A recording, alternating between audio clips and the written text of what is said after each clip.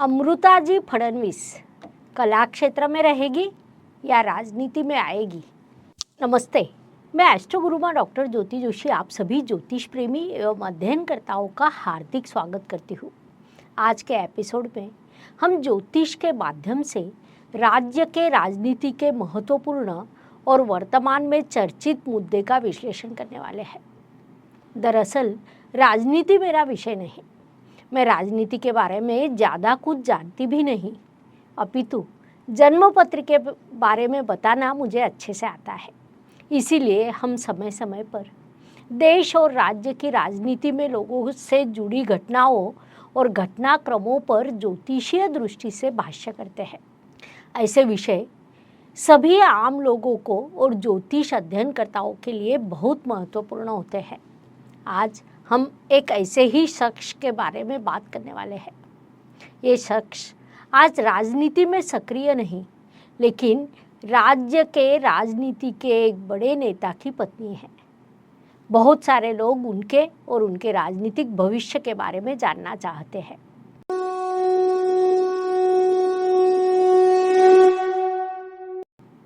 हमारे कई श्रोतागण हमसे कई सवाल पूछते रहते हैं। ऐसा ही एक सवाल यानी अमृता जी फडणवीस, संगीत, गायन, नौकरी इतने कामों का हिस्सा है, फिर भी वे सार्वजनिक जीवन में एक भूमिका निभाती है। वह तत्कालीन मुख्यमंत्री और अब उप मुख्यमंत्री जी की पत्नी है। लेकिन अमृता जी फडणवीस राजनीति में हो या न हो, अगर नहीं है तो आएंगे या नहीं आएंगे। समझो अमृता जी राजनीति में आती है तो कब आएगी, कैसे भूमिका निभाएगी, इस तरह के कई सवाल कई लोगों के मन में उठे हैं। इस तरह के सवाल कई श्रोताओं से आते हैं। वास्तव में हमारे चैनल के सभी सदस्य, हमारे परिवार से कहूँगी कि यदि आपको राजनीतिक या सामाजिक क्षेत्र में काम करने वाले किसी व्यक्ति के बारे में कुछ जानकारी जाननी है तो आप हमसे सवाल पूछ सकते हैं। वहाँ हमें एक और मौका मिलता है। प्रश्न कुंडली के माध्यम से हम इसे देख सकते हैं ताकि जल्द ही निष्कर्ष पर पहुंचा जा सके। आज का मूल विषय है अमृता जी फडणवीस। जब हम उनकी जन्म पत्रिका अध्ययन करते हैं तो यह देखा जाता है कि जन्म कुंडली बहुत अलग है। उनका नाम अलग, उनकी जन्म पत्रिका अलग, उनके जीने का तरीका अलग है। यह सब उनके जन्मपत्री में कहीं न कहीं दिखाई देता है। जहाँ तक इस जन्मपत्री को देखते हैं, उनके जीवन में कुछ भी आसानी से नहीं मिला है। एक सामान्य भावना रहती है कि अमृता जी फडणवीस को देखकर ऐसे लगता है कि उनका जीवन बड़ा सुंदर है, उन्हें सब भौतिक सुख आसानी से मिले हैं। लेकिन पत्रिका को देखने के बाद हम 100% कह सकते हैं कि उनके जीवन में कुछ भी आसानी से नहीं हुआ। जो कुछ भी मिला है वह उन्होंने अपनी मनचाही जिंदगी जीने के लिए बनाया है। हालांकि इसके लिए उन्हें रोजाना संघर्ष करना पड़ा है। वो कड़े संघर्ष से उठकर खड़ी है और इससे उन्होंने अपनी खुद की एक गरिमा बनाए रखी। उन्हें जो चाहिए था वह उन्होंने प्राप्त भी किया। कुल मिलाकर उनकी जन्मपत्री ज्योतिष शास्त्र के नियमों से कुछ अलग ही दिशा दर्शाने वाली है। इनमें से कुछ जन्मपत्री अध्ययन के लिए चुनौतीपूर्ण भी होते हैं। सर्व ज्योतिष प्रेमी आणि अभ्यासकांसाठी एक परिपूर्ण ज्योतिष बनण्याची सुवर्ण संधी चालून आली आहे। ज्योतिष महासंमेलन दिनांक 11 आणि 12 जून 2023 रोजी पुण्यातल्या पावनभूमीत हॉटेल प्रेसिडेंट, प्रभात रोड इथे हे महाअधिवेशन होत आहे। या अधिवेशनात सहभागी होण्यासाठी आपल्याला आधी नाव नोंदणी करावी लागेल। त्यासाठी शुल्क आहे केवळ 1800 रुपये आणि विशेष प्रतिनिधी किंवा समिती सदस्य म्हणून नाव नोंदणीसाठी अनुक्रमे 4100 आणि 2500 रुपये शुल्क असेल। अशा सदस्यांचा होईल मान्यवरांच्या हस्ते शाल, श्रीफळ आणि स्मृतिचिन्ह देऊन सन्मान। सर्वांसाठी असेल चहा, नाश्ता, भोजन, हाय टी। मग उशीर कशाला? 9850098688 या नंबरवर फोनपे, जीपे करून आपली नोंदणी निश्चित करा आणि महाअधिवेशनात सहभागी व्हा. नोंदणीसाठी पुन्हा एकदा नंबर सांगते, 9850098688. अधिक माहिती तुम्हाला डिस्क्रिप्शन बॉक्स में उपलब्ध असेल.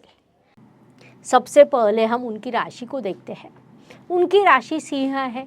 बेशक स्वतंत्रता प्रेमी, निर्भीक स्वभाव, स्वतंत्र निर्णय लेने की क्षमता, इनमें निर्णय लेने के बाद संघर्ष करने और उस निर्णय में सफलता प्राप्त करने की क्षमता भी होती है. सिंह राशि है. जब हम इनकी राशि को देखते हैं तो चंद्रमा इनके 2 ग्रहों के पाप कर्तरी में है. इसे हम पाप कर्तरी योग कहते हैं. कई बार जब चंद्रमा जिस राशि में होता है, पिछली राशि में पाप ग्रह होता है, अगली राशि में पाप ग्रह होता है, तो पाप कर्तरी योग कहलाता है.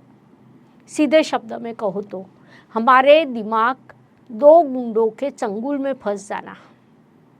दाएं देखो और बाएं देखो, दोनों जगह गुंडे हैं.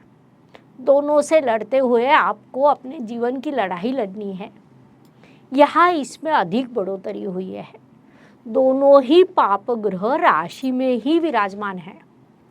जब हम उनकी राशि पत्री देखते हैं तो चंद्रमा 18 अंश पर, शनि उनसे केवल 4 अंश पीछे है.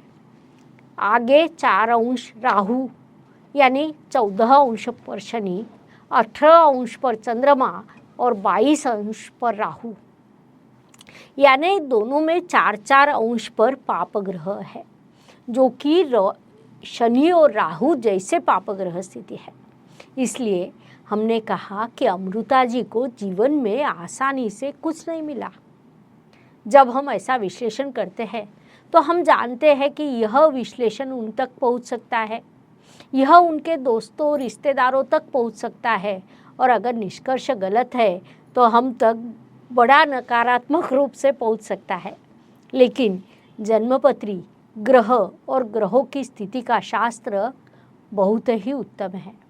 इसका श्रेय हमारे ऋषि मुनियों को जाता है. मैं हमेशा कहती हूँ कि शास्त्र परिपूर्ण है. शास्त्र गलत नहीं हो सकता, मनुष्य गलती कर सकता है. हम गलती कर सकते हैं, लेकिन शास्त्रों में जो बताया गया है वह 100% सही है. इसीलिए मैं ये कहने का साहस करती हूँ कि उनके जीवन में कभी भी कुछ भी आसानी से नहीं रहा. दूसरे, उन्होंने विपरीत परिस्थितियों पर बात की है, खराब स्थिति पर काबू पा लिया है, और उन्होंने कहीं न कहीं मन में ठान लिया कि विषम परिस्थितियों में भी खुश रहना है. वे वैसे ही रहते हैं, लेकिन हम इस बात से इनकार नहीं कर सकते कि उनके मन में एक दबाव हमेशा बना रहता है.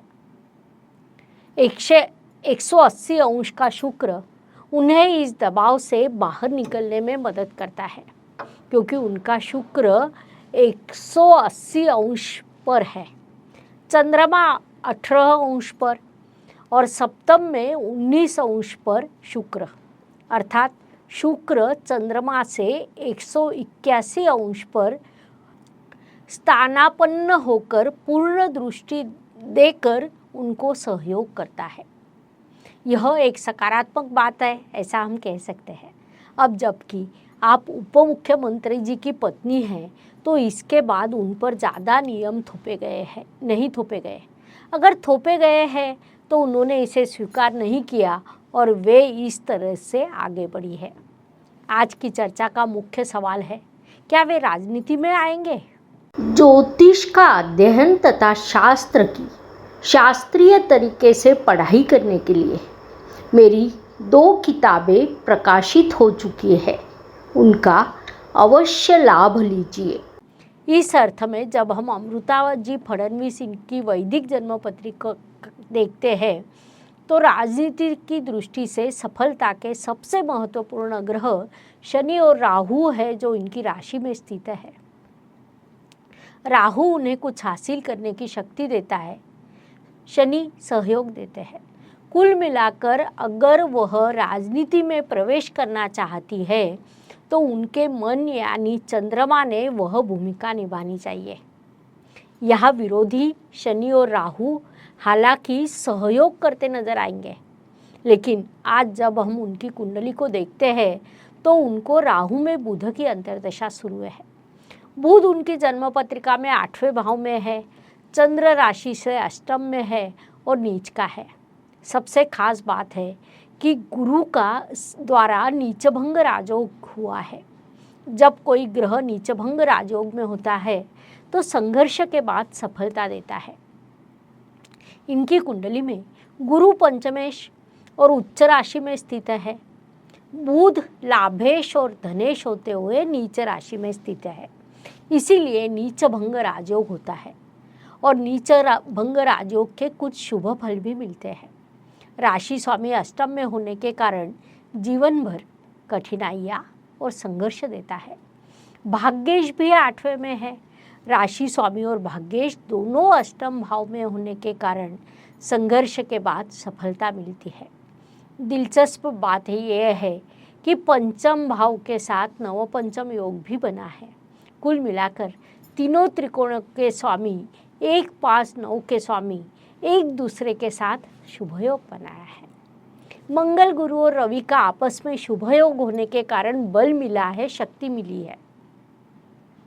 सीधी सी समझ है कि अब पति मुख्यमंत्री उप मुख्यमंत्री है तो पत्नी को भी राजनीति में आना चाहिए, लेकिन यह उनकी मानसिकता नहीं दिखती। अमृता जी की राशि सिंह है और ये जातक अपने फैसले खुद लेते हैं। लोग क्या कहेंगे, यह सवाल उनके लिए कोई मायने नहीं रखता। 2 पाप ग्रहों के बीच सिंह राशि में फंसा चंद्रमा एक ओर तो उन्हें अपना निर्णय लेने के लिए मजबूर करता है, दूसरी ओर शनि यानी आम जनता जो लगातार उन पर निगाहें रखे हुए है। राहु का अर्थ है घटनाओं का बड़े पैमाने पर प्रचार और प्रसार। ये बात उनके साथ हमेशा होती है। बहुत जल्द वह चर्चा का विषय बन जाती है। आज राजनीति में आने की उनकी मानसिकता नहीं दिखती। हालांकि 2024 के चुनाव में अमृता जी फडणवीस प्रचार और प्रसार का काम करेगी, लेकिन लगता नहीं कि वे कुछ राजनीति में ज़्यादा शामिल होगी। अगर वह राजनीति में आती है तो यह बड़ी घटना होगी, जब उनके जीवन में सबसे बड़ा संघर्ष आएगा और कोई विकल्प नहीं बचेगा, तब वे राजनीति में प्रवेश करेंगे। इसके बाद उनकी जिंदगी अलग मोड़ लेगी। आज के बारे में सोचे तो वे राजनीति में आने के बजाय अपनी कला के क्षेत्र में खुश है। उनकी कुंडली उन्हें एक शांत, शांतिपूर्ण जीवन जीने के लिए कहती है, लेकिन हकीकत में ऐसा नहीं होता। जनता या आम जनता ऐसा नहीं होने देती।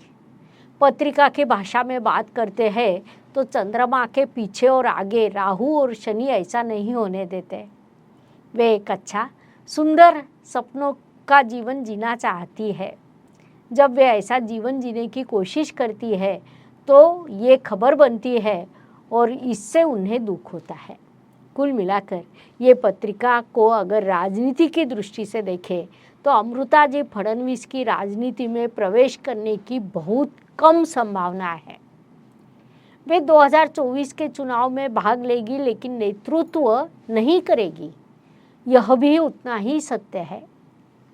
यदि वे प्रचार में भाग लेती है, भले ही उन पर कोई दबाव हो और उस दबाव से वे प्रचार करने आएगी, और यदि वे चुनाव प्रचार में कार्य करेगी तो उस चुनाव प्रचार के कार्य में उन्हें 100% सफलता प्राप्त होगी। अमृता जी फडणवीस की जन्मपत्री और उनकी राजनीति प्रवेश के बारे में जानने के लिए उत्सुक श्रोताओं के लिए यह जानकारी उन लोगों के लिए पर्याप्त है। धन्यवाद। फिर मिलेंगे। शुभम भवतु। जय ज्योतिष। Please like, share and subscribe the channel, और हाँ, बेल आइकॉन दबाना ना भूलें। धन्यवाद।